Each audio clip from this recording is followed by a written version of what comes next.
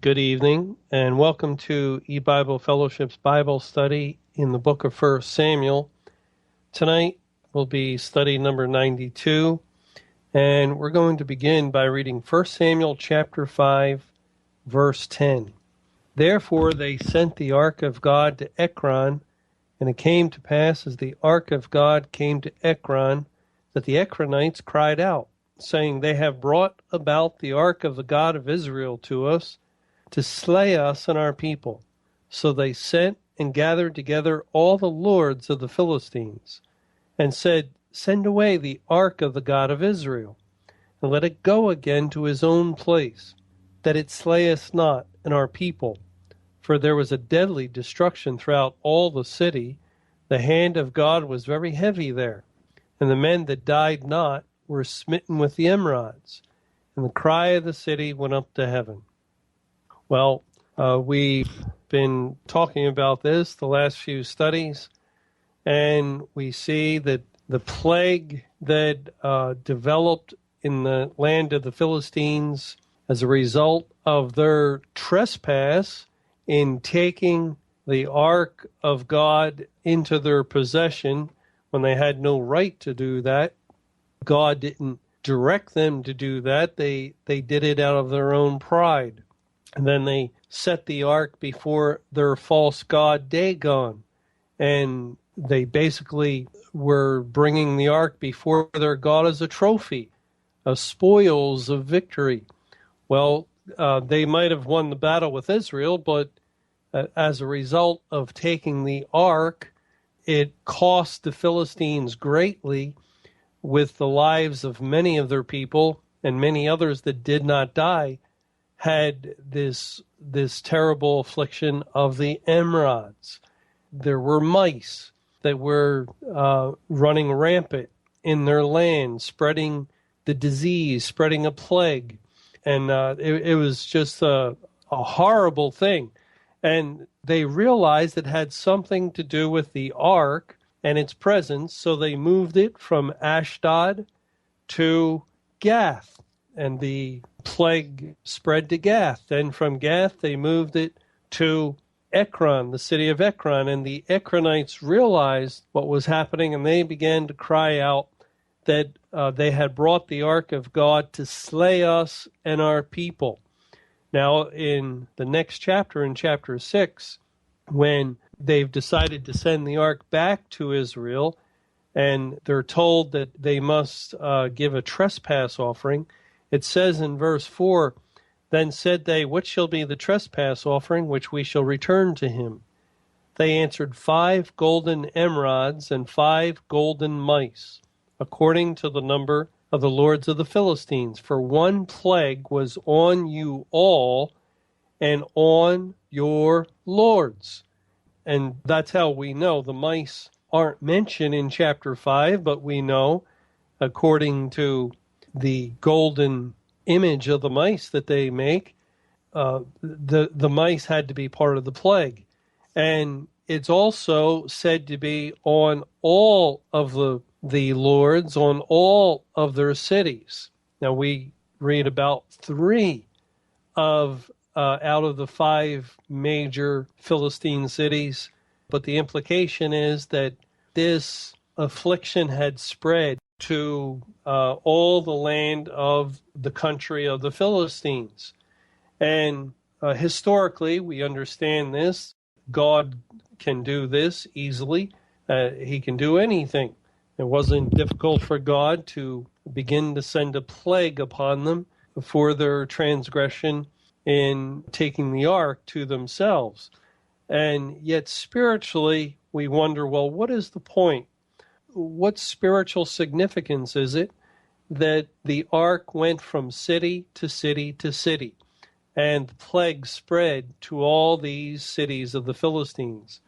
We recognize that the Philistines are a picture of the church under the power of the enemy, Satan, and they're the flip side of the coin from the previous chapter, the empty city of Shiloh, which no longer houses the ark. Well, the Philistines had the ark of God in their possession. That is, as the churches were they had oversight over the Word of God, which the ark represented. And one thing that this spreading of the plague in chapter 5 teaches us is that God's judgment is upon all of the church. You know, maybe some of you remember, but back before 1994, in the late 80s or early 90s, we had some understanding that God was judging the churches because of their apostasy. We understood that many of the churches were unfaithful, but we did not know that it was all churches. And so, in a sense, the plague began as God opened up the understanding of his people to the falling away of the churches and congregations.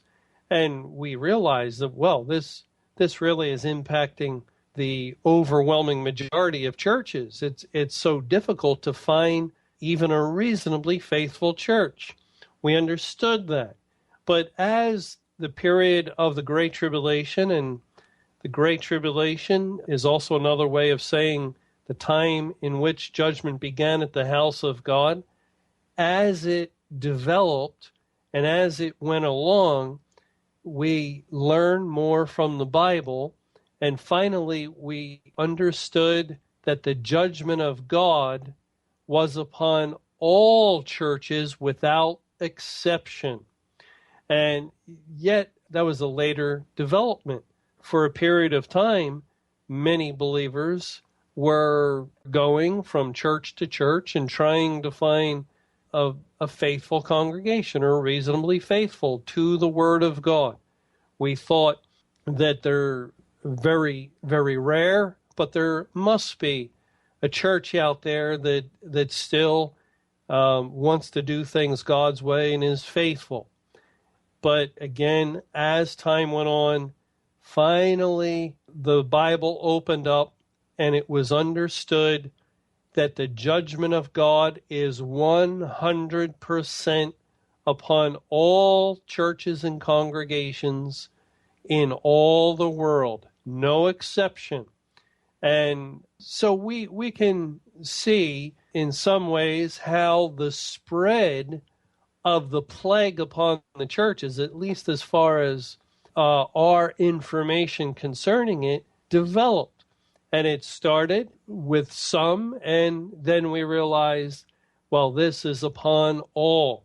And I think that's one thing we can understand from what we're reading with the ark carrying this plague from city to city until all the land of the Philistines is finally being judged by God because of their transgression.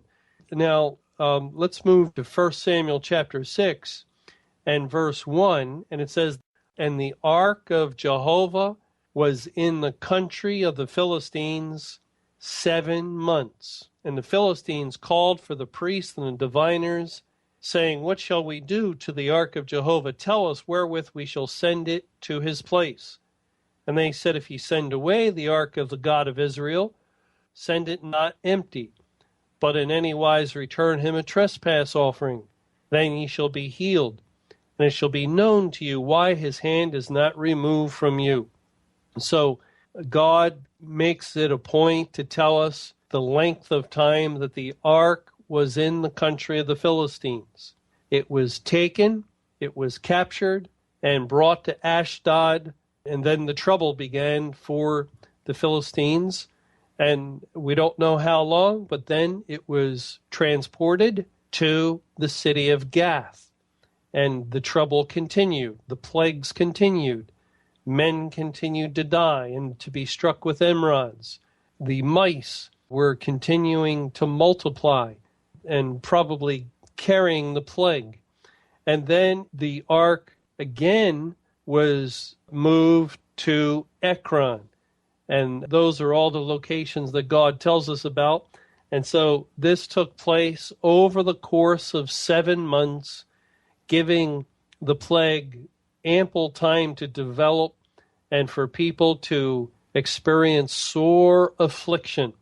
And then finally, the Philistines had enough. They realized that if we do not get rid of the plague, well, we're just going to continue to suffer. Or if we don't get rid of the ark, we're going to continue to suffer at the hands of the God of Israel, and so we must do something. And so they call their priests and diviners and try to figure out a strategy, what they can do to end this nightmare that they found themselves in. Well, before we move on to the next verses, let's think about this 7 months period. 7 months that the ark was captured and was in enemy hands in the possession of the Philistine people. 7 months also in which it was not in the land of Israel. It was not in Shiloh or in any area of the nation of Israel. And this 7 months, we'll see, represents the Great Tribulation period.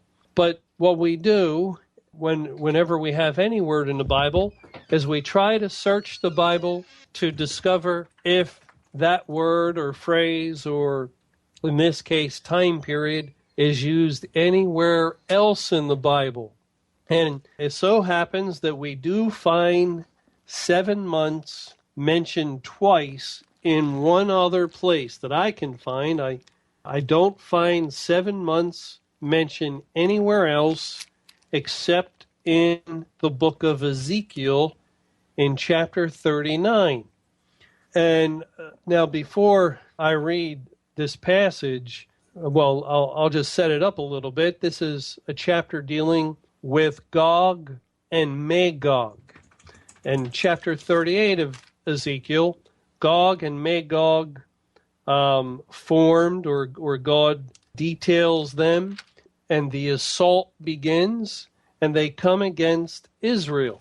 Now, Gog and Magog are mentioned here in Ezekiel, and only one other place in the Bible, and that's in Revelation chapter 20, where it says in verse 7 and verse 8, "And when the 1,000 years are expired, Satan shall be loosed out of his prison, and shall go out to deceive the nations which are in the 4 quarters of the earth, Gog and Magog, to gather them together to battle, the number of whom is as the sand of the sea." And I'll read verse 9 also.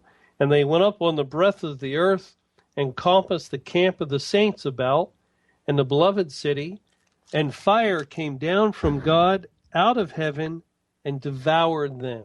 And that's all we read about Gog and Magog. Now, we have a very good idea. We know exactly what's in view in Revelation 20. Satan is loosed out of his prison. That is simultaneous with the end of the church age, because it says in Revelation 11, the beast ascends out of the bottomless pit and overcomes the 2 witnesses. And this is when Satan is loosed. His prison is the bottomless pit. And so the ascension of Satan is here in Revelation 20 is the same thing we read about in Revelation 11 when he ascends out of the bottomless pit. And that's the end of the church age, the death of the 2 witnesses, the death of the gospel witness to the world for that 3.5 days while the 2 witnesses are lying dead in the street. And that identifies with the 2300 evening mornings, the first part of the Great Tribulation. And the verses 8 and 9 of Revelation 20 are language describing Satan's assault, his gathering together of Gog and Magog to battle when he comes against the camp of the saints. It is language describing Satan gathering all the unsaved forces within the churches and the congregations.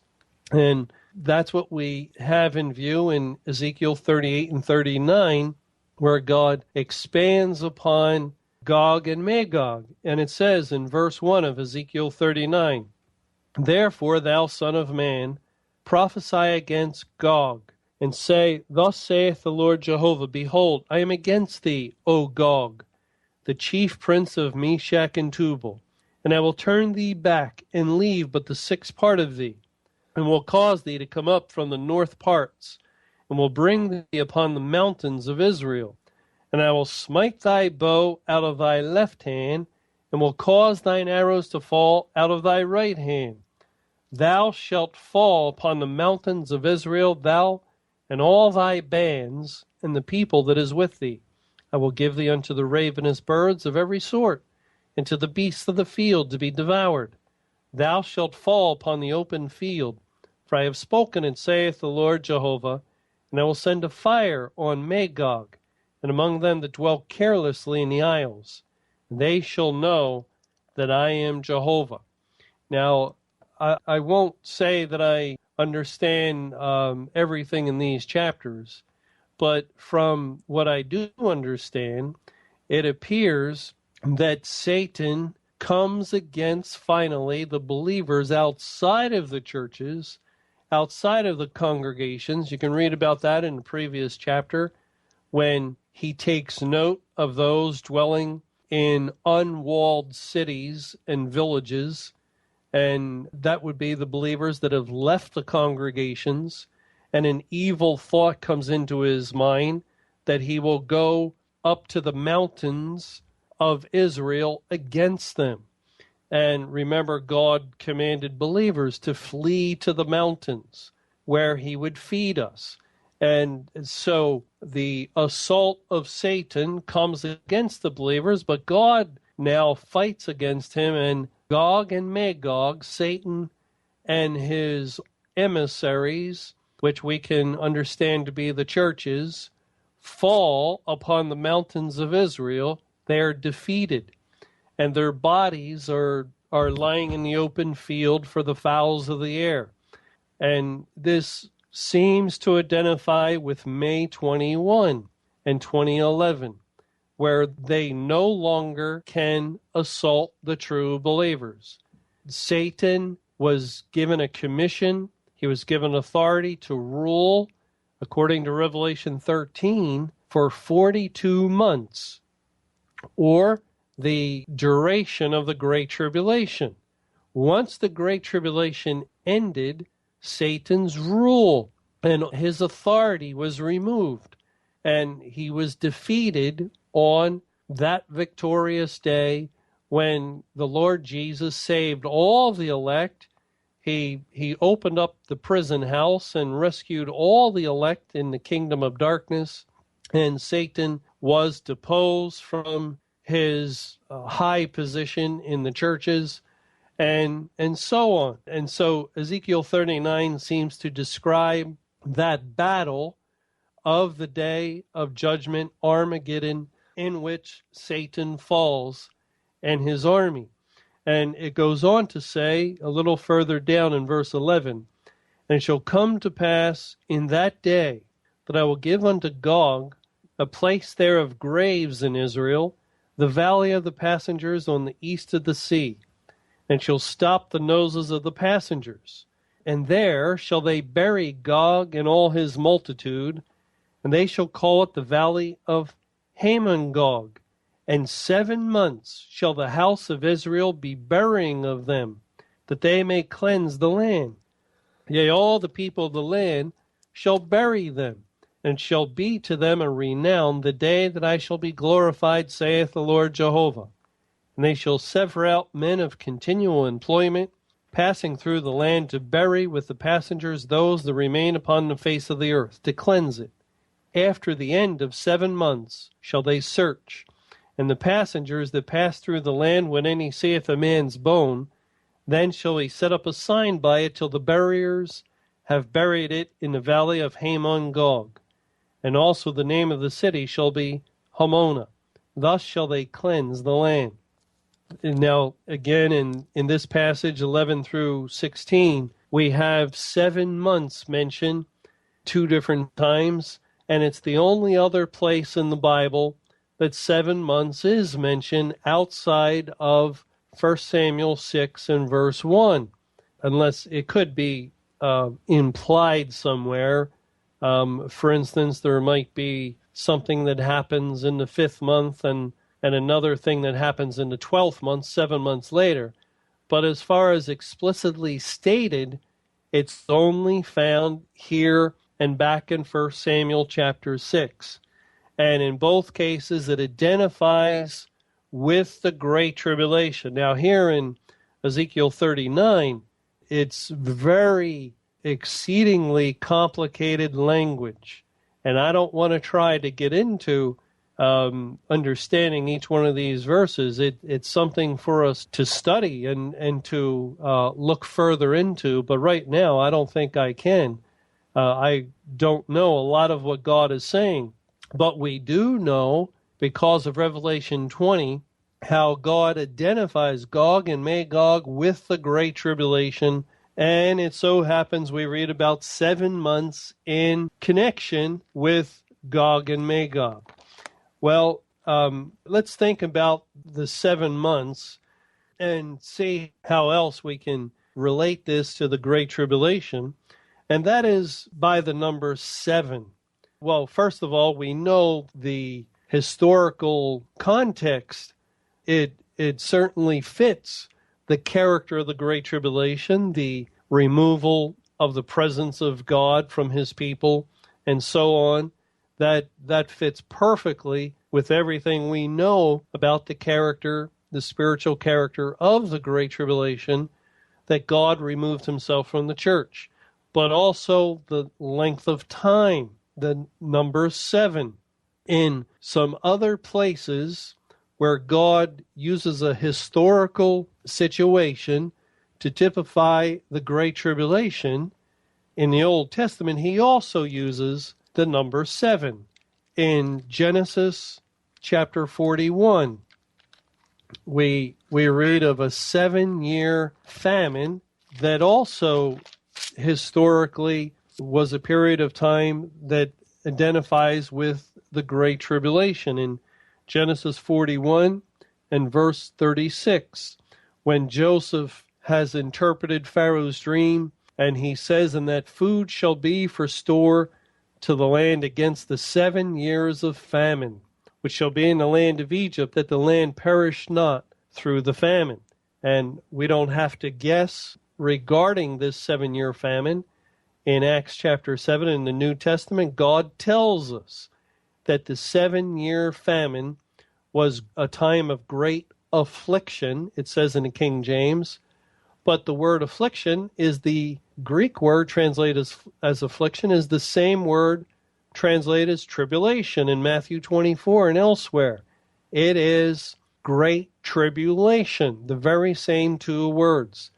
That God says that the famine, which lasted 7 years, was a period of great tribulation. And so we see again the number 7. Also, there is another historical period of time when Judah came under assault through the Babylonians. And God spoke of a 70-year period, which would be 7 times 10, the completeness of 7, which identifies with perfection of the judgment. And in 2 Chronicles 36, it says in verse 20, "And them that had escaped from the sword carried he away to Babylon, where they were servants to him and his sons until the reign of the kingdom of Persia, to fulfill the word of Jehovah by the mouth of Jeremiah, until the land had enjoyed her Sabbaths. For as long as she lay desolate, she kept Sabbath to fulfill 70 years, or 70 years. 609 BC until 539 BC was that 70-year period, and that also typified the Great Tribulation.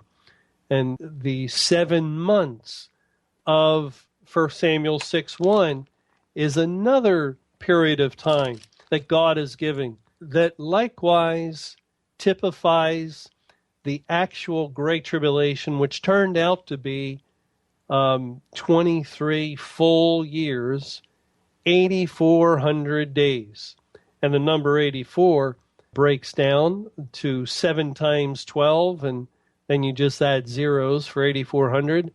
And again, we see 7 in view in the number 84. So here we can be very confident that the Ark of Jehovah, which was in the country of the Philistines for 7 months, that period of time is representing the entire period of the Great Tribulation. And then it says in verse 2, and the Philistines called for the priests and the diviners, saying, what shall we do to the Ark of Jehovah? Tell us wherewith we shall send it to his place. The Philistines, the lords, who are the rulers of these cities, each city had a lord who ruled over it. They call for their religious people. The priests were mentioned back in 1 Samuel 5, in verse 5. Therefore, neither the priest of Dagon, the idol, had his own priests. And so they were not priests like we understand Israel to have priests who were legitimate priests. These men were idol worshipers. They were priests of a false god. And the diviners also. Now, the word that's translated diviner is an interesting word, and so is how it's used in the Bible. So in our next study, we're going to take a closer look at divining and diviners such as Balaam, and just to get a better understanding of this word before we continue on further in this chapter of 1 Samuel chapter 6. But at this time, we're going to stop, and please, if you can, join with us in our next time together as we continue in the study of the book of 1 Samuel.